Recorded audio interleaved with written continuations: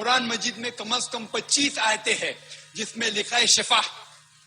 شفا مطلب سفارش، وسیلہ حرام ہے. 2 آیت میں لکھا ہوا ہے صرف ان کو اجازت ہے جو اللہ تعالیٰ آخرت میں ان کو اجازت دیں گے، محمد صلی اللہ علیہ وسلم آخرت میں. آج کی تاریخ میں ہم محمد صلی اللہ علیہ وسلم سے بھی نہیں مانگ سکتے. باقی لوگ کو تو چھوڑو، سنت اور باقی بابا لوگ کو چھوڑو، محمد صلی اللہ علیہ وسلم کو بھی ماننا ہمارے لیے حرام ہے. محمد صلی اللہ علیہ وسلم کو بھی ماننا ہمارے لیے حرام ہے. جو شخص مر چکا ہے ہم انہیں عزت کرتے ہیں، محمد صلی اللہ علیہ وسلم سے محبت کرتے ہیں، ان سے پیار کرتے ہیں، لیکن ان کی پوجا نہیں کرتے، ان کی عبادت نہیں. عبادت صرف اللہ کی ہے. اس میں بہت ساری بکواسات کی اس نے، جس میں سب سے بڑا جو کفریہ جملہ تھا کہ آج کی تاریخ میں محمد صلی اللہ علیہ وسلم کو بھی ماننا ہمارے لیے حرام ہے. اب رسول کو نہیں ماننا ہے تو کس کو ماننا ہے؟ پھر گنپتی کو ماننا ہے، گنیش کو ماننا ہے، درگا کو ماننا ہے، کس کو ماننا ہے؟ اب کوئی کہیں گا کہ بھائی بعد میں انہوں نے توبہ کر لی تھی. توبہ تب کی کہ جب اس کے سر پہ جوتے پڑے اور لوگوں نے اس کا رد کرنا شروع کر دیا. خود سے توفیق نہیں ہوتی ان کو کہ اگر کوئی غلطی ہو جائے تو خود ہی احساس کر کے توبہ کر لے. جب تک ان کے پیچھے پڑی یا نہیں ہاتھ دھو کر تو یہ اپنی غلطی کو غلطی بھی نہیں مانتے. جب ان پہ ٹارچر کیا جائے، جب ان کا رد کیا جائے، جب ان کو خوب بولا جائے، تب ان کو عقل آتی ہے. اس سے ہی پتا چلتا ہے کہ یہ جاہل ہے، اس لائق ہی نہیں ہے کہ ممبر پہ بیٹھ کے تقریر کرے. اور سب سے پہلے اس نے جھوٹ بولا، اس پر ہم نے بارہا اس کو چیلنج کیا. میں نے تو اس کو اتنے چیلنج کیا، اس کے بامبے میں اس کے گھر کے سامنے جلسے لیے میں نے، اور وہاں چیلنج کیے. یہ بھاگ گیا ہندوستان چھوڑ کے، لیکن آج تک ہمارے سامنے بیٹھنے کے لیے تیار نہیں ہوا. کس بات پہ چیلنج کیا تھا ہم نے؟ وہ سنیے، پھر میں دہرا رہا ہوں وہ کلپ. قرآن مجید میں کم از کم 25 آیتیں ہیں جس میں لکھا ہے شفا. شفا مطلب سفارش، وسیلہ حرام ہے. 2 آیت میں لکھا ہوا ہے صرف ان کو اجازت ہے جو اللہ تعالیٰ آخرت میں.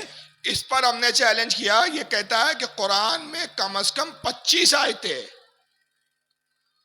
جس میں اللہ نے کہا کہ شفا وسیلہ مانگنا حرام ہے. جاہل کو پہلے تو یہی نہیں معلوم کہ شفا اور وسیلہ میں کیا فرق ہے. اور پھر کہتا ہے کہ قرآن میں 25 آیتیں. ہم نے یہی مطالبہ کیا 25 نہیں. اگر واقعی تو سچا ہے، حلالی ہے، تو صرف ایک آیت ہمیں قرآن میں دکھا دے. کہاں لکھا ہے کہ ایمان والوں کے لیے وسیلہ مانگنا حرام ہے؟ قرآن میں تو ہمیں یہ دکھتا ہے سورہ مائدہ میں، یا ایھا الذین آمنوا اتقوا اللہ وابتغوا الیہ الوسیلہ. اے ایمان والو، اللہ سے ڈرو اور اس کی راہ میں وسیلہ تلاش کرو. قرآن تو وسیلہ لینے کی بات کر رہا ہے، اور یہ کہتا ہے قرآن میں 25 جگہ لکھا ہے وسیلہ مانگنا حرام. 2 آیتوں میں لکھا ہے. 2 آیتوں میں کیا لکھا ہے؟ کہ آخرت کے دن اللہ تعالیٰ جس کو اجازت دیں گے وہاں وسیلہ مانگ سکتے. ارے جاہل، وہاں وسیلہ نہیں لیا جائے گا، وہاں شفاعت طلب کی جائے گی. وسیلے کا تعلق دنیا میں ہے، آخرت میں شفاعت ہے. جے جاہل کو وسیلہ اور شفاعت میں تمیز نہ ہو اور فرق معلوم نہ ہو، وہ ان کا اسلامک اسکالر. اور اس کے بعد پھر کہتا ہے کہ آج کی تاریخ میں محمد صلی اللہ علیہ وسلم کو بھی ماننا ہمارے لیے حرام ہے. بہرحال اس نے اس سے بھی توبہ کر لی تھی، لیکن وسیلے والی بات سے اس نے آج تک توبہ نہیں کی، اور یہ بار بار دہراتا رہا، یہاں تک کہ ایک دوسرے مقام پر اس نے وہی بات پھر انگلش میں دہرائی تھی. یہ بھی سن لیجئے.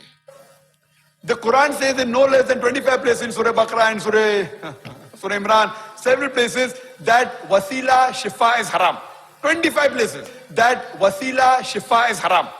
قرآن 25 places that شفا وسیلہ حرام. ابے کہاں لکھا ہے؟ آیت تو بتا، پڑھ کے تو سنا. بس قرآن 25 جگہ لکھا ہے، جو منہ میں آیا پک دو. اور جب چیلنج کرو تو پاجامہ آگے سے گیلا پیچھے سے پیلا ہونے لگتا. چلو یہ تو بھاگ گیا یار، فرار ہو گیا، ہندوستان میں نہیں آتا، जिस दिन आएगा गवर्नमेंट गर्दन दबोच लेंगी। आतंकवादी होने का इल्जाम लगा हुआ है, आतंकवादियों का सपोर्टर कहा जाता है। चलिए, क्या यही एक तनहा है? अरे कुछ ऐसे भी तो घूम रहे हैं जो हिंदुस्तान में है, मौजूद है, मुसलसल हम उनको चैलेंज कर रहे हैं। मैं जर्जिस को बताता हूं, ये तो आपके बंगाल के इलाके में आता रहता है। आइए जरा जर्जिस साहब की एक गुस्ताखी, जिसके बारे में 10 साल से मैं इसको चैलेंज कर रहा हूं, और वो क्या है, जरा जर्जिस की जबानी सुनिए। एक किताब आती है सीरत गौसे पाक के नाम से, इंडिया की छपी हुई है, बॉम्बे से छपी हुई है। सीरत गौसे पाक हाजी अली की दरगाह पे मिल जाएगी, थोक के भाव बिकती है किताब, कीमत भी बहुत ज़्यादा नहीं है, सिर्फ 75 रुपये इंडियन करेंसी।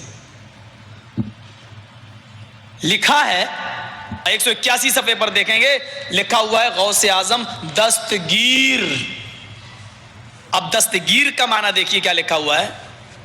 बड़े पीर साहब ने अल्लाह से कहा कि दिखाओ ये सातों आसमान तूने कैसे बनाए। मैं ये दिखलाना चाहता हूं शिर्क के नुकसानात क्या हैं। जब शिर्क इंसानी जिंदगी में आता है तो ये अल्लाह के मकाम और मर्तबे को किस तरह घटाता है। बड़े पीर साहब अल्लाह से कह रहे हैं, गौसे पाक अब्दुल कादिर जिलानी, कि मुझे दिखलाओ ये सातों आसमान तूने कैसे बनाए। गोया कि ये इंजीनियर थे, सिग्नेचर इनको करना थे।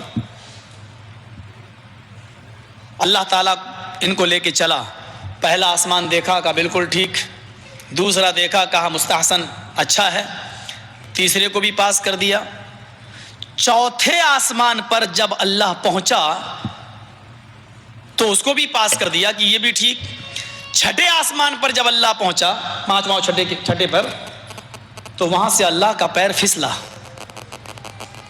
बड़े पीर साहब का पैर नहीं फिसला, मैं बोलने में गलती नहीं कर रहा हूं, अल्लाह का पैर फिसला और छठे आसमान से अल्लाह गिरा और वो गिरकर नीचे चौथे आसमान पर आया।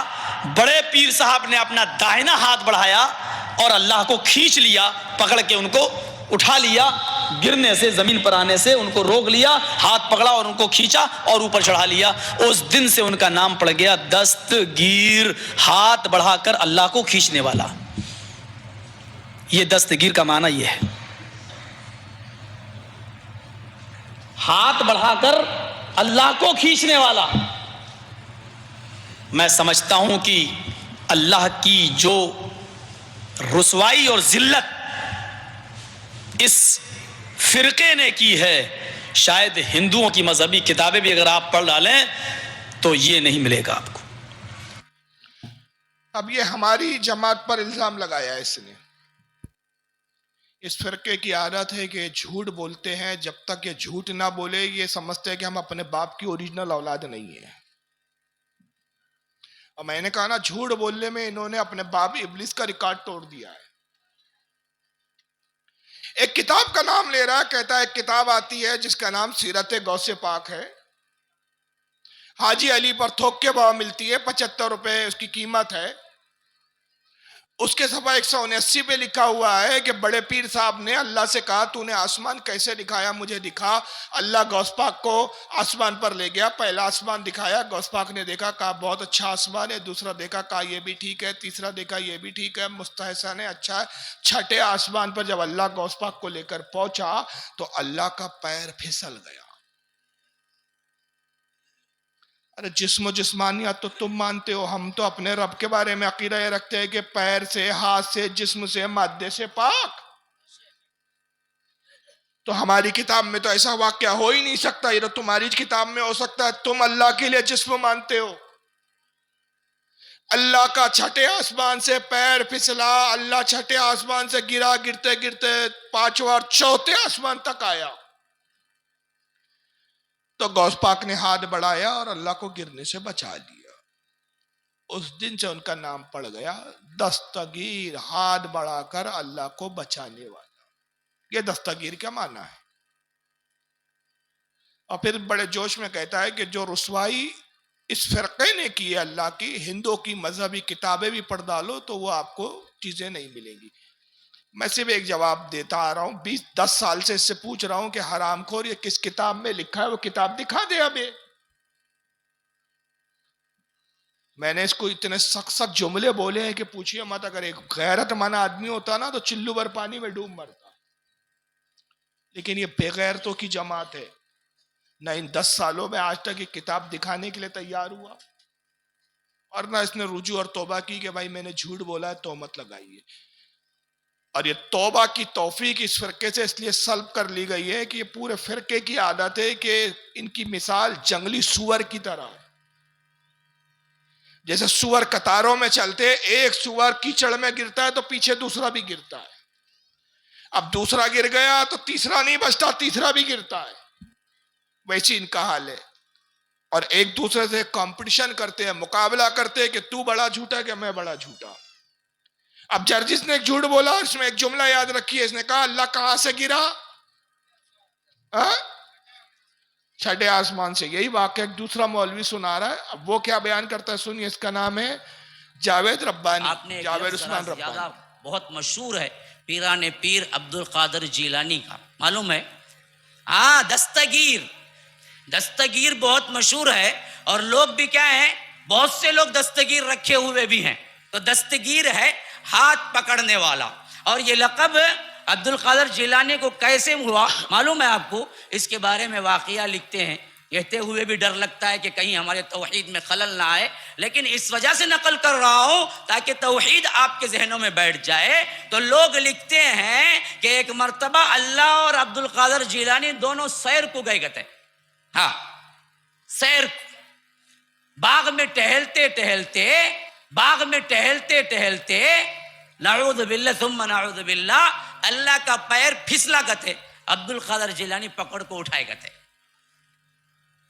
ہاں، یاد رکھیے یہ بالکل اسی کے لیے وہ نام پڑا ہوا ہے، اس کے پیچھے واقعہ ہے.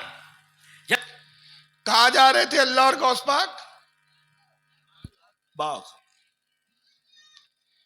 باغ میں ٹہل رہے تھے، اللہ کا پیر پھسل گیا، غوث پاک نے بادو چل رہے تھے، گرنے سے بچا لیا.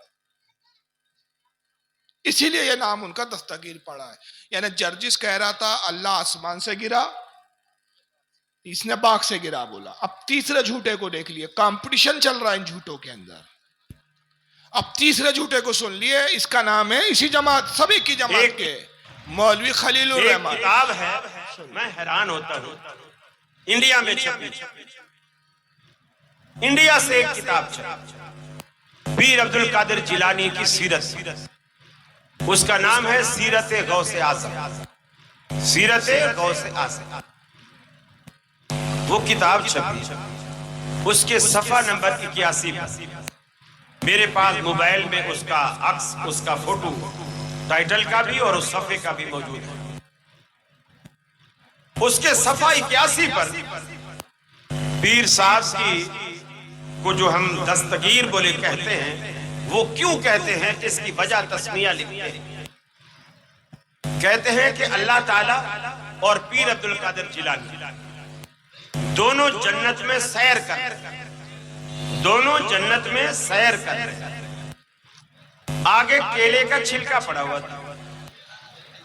نعوذ باللہ، نعوذ باللہ، نعوذ باللہ، اللہ کی نظر نہ پڑی، پاؤں پڑ گئے. کیلے کے چھلکے پر اللہ کی نظر نہ پڑی، پاؤں پڑ گئے. پھر کیلے کا چھلکا کیا کرتا ہے وہ تو آپ کو پتہ ہی ہے، اللہ پھسل گیا، نعوذ باللہ من ذالک. اور پیر عبد القادر جیلانی چونکہ ہاتھ پہ ہاتھ دے کے چل رہے تھے جنت میں، تو جب اللہ تعالیٰ نعوذ باللہ پھسلے تو پیر صاحب نے فوراً ہاتھ کھینچ لیا، تو اللہ کو گرنے سے بچا، اللہ تعالیٰ کو گرنے سے بچا. تو اللہ تعالیٰ نے کہا اے عبد القادر جیلانی، تو نے ہمارا ہاتھ پکڑ کر ہمیں گرنے سے بچایا ہے، جاؤ آج سے تمہارا لقب دستگیر.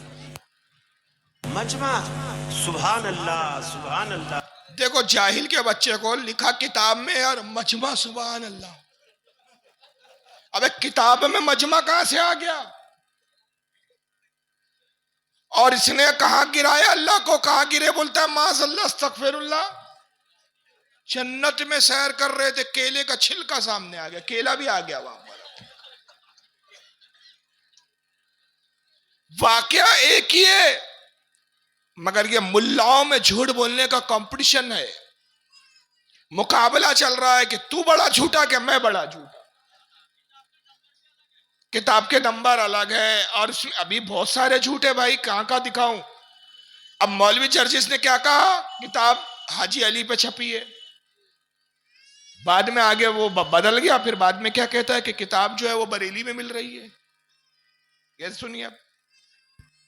हाय हाय, सीरत गौस जो मिल रही है बरेली के अंदर, सीरत गौस जो मिल रही है किताब वही है, वो मिल रही है बरेली के अंदर। अब जब इससे मुतालबा किया कि किताब ना बरेली में मिल रही है ना हाजी अली में मिल रही है, तेरे पास है, तूने पढ़ा, बयान किया, किताब दिखा, तो अब देखे तीसरा झूठ क्या बोलता है हरामखोर। सुनिए, सीरत ख्वाजा पढ़ो ये अजमेरी, ये हाजी अली की दरगाह पे मिल जाएगी किताब, इसी सीरत ख्वाजा। अब ये सीरत ख्वाजा अजमेरी, अब यहां से सुनिए इसके झूठ। पहला झूठ इसका, एक किताब आती है सीरत गौसे पाक के नाम से, इंडिया की छपी हुई है, इंडिया की छपी हुई है, हाँ याद रखिएगा, इंडिया की छपी हुई है, बॉम्बे से छपी हुई है, बॉम्बे से छपी हुई है। सीरत गौसे पाक हाजी अली की दरगाह पे मिल जाएगी, थोक के भाव बिकती है किताब, थोक के भाव बिकती है। अब दूसरा झूठ सुनो, हाय हाय, सीरत गौस जो मिल रही है बरेली के अंदर, सीरत गौस जो मिल रही है बरेली के अंदर, लिखा हुआ है मेरे मुरीदों। अब तीसरा झूठ सुनो, मैं पाकिस्तान गया, पाकिस्तान से किताब लेके आया, सीरत गौसे पाक पाकिस्तान से छपी है, सीरत गौसे पाक पाकिस्तान से लाया, पाकिस्तान में छपी है। कभी हाजी अली पे छपी है बंबई में, कभी बरेली में मिल रही है, बरेली में छपी है, अब पाकिस्तान से लाया। यानी इसको अपने बाप का पता ही नहीं। हमने पूछा अब्बा कहाँ रहते, बंबई में, बंबई में दिखाओ, नहीं बरेली में, बरेली में दिखाओ, नहीं पाकिस्तान में। तीन बाप की औलाद है, पता ही नहीं तुझे तेरा असली बाप कौन है। पाकिस्तान गया, पाकिस्तान से किताब लेके आया, सीरत गौसे पाक पाकिस्तान से छपी है, सीरत गौसे पाक पाकिस्तान से छपी है। अरे तब पढ़ के मैं दंग। और ये पाकिस्तान का रहने वाला, इंडिया से एक किताब छपी, इंडिया से एक किताब छपी, ये कहता पाकिस्तान में छपी, पाकिस्तान में बैठा हुआ बोलता इंडिया में छपी, ताकि पाकिस्तान वाले को पकड़ो तो इंडिया में मिल रही है, इंडिया वाले को पकड़ो पाकिस्तान में मिल रही है, बंबई वाला पकड़े बरेली में मिल रही है, बरेली वाला पकड़े बंबई में मिल रही है। अंदाजा लगाइए कितने मक्कार होते हैं ये लोग। याद रखिए, ये अपने मजमे में सबको वर्गला सकते हैं, धोखा दे सकते हैं। इनकी सिर्फ एक कमजोरी है, जिस दिन ये कमजोरी को तुम समझ लोगे, खुदा की कसम इस सुन्नियों से पनाह मांगेंगे, तुमसे पनाह मांगेंगे। और वो कमजोरी है कि जब भी आपके इलाके में आए, इनकी किसी बकवास को सुनने की जरूरत नहीं, इनसे मुलाकात करो और सिर्फ एक बात करो, हम अपने मौलाना को बुलाते हैं, माँ का दूध पिया है, हलाली है तो मुनाजरा कर ले। इनको तकरीर बोलो तो ये 6 घंटे बोलेंगे, लेकिन मुनाजरा 6 मिनट करने के लिए तैयार नहीं। इनको पता है कि जिस दिन हम किसी बरेली मौलाना के सामने बैठ जाएंगे, हमारा पायजामा आगे से गीला और पीछे से पीला हो जाएगा। इनकी औकात नहीं है सुन्नी उलमा के सामने बैठ के बात करने की। ये सिर्फ कौम के सामने आके डमरू बजाना जानते हैं जी। तो बहरहाल ये चंद बातें मैंने आपके सामने बताई। मेरे बाद जो खतीब है बंगला जबान में, जो आपकी अपनी मादरी जबान है, उसमें आपको खिताब सुनना है। 15 मिनट रह गए हैं, मुझे 3 बजे तक का वक्त दिया गया था। मैं अपने वक्त का ख्याल रखते हुए और आने वाले मुकर्रिर का भी ख्याल रखते हुए बिल्कुल मैं अपने वक्त पे ख़त्म करूँगा। सवाल है 15 मिनट में आपको जो पूछना है पूछ लीजिए। अस्सलाम वालेकुम। वालेकुम अस्सलाम। है सवाल है, पहली सवाल, कब्र में फूल चढ़ाना कैसा है?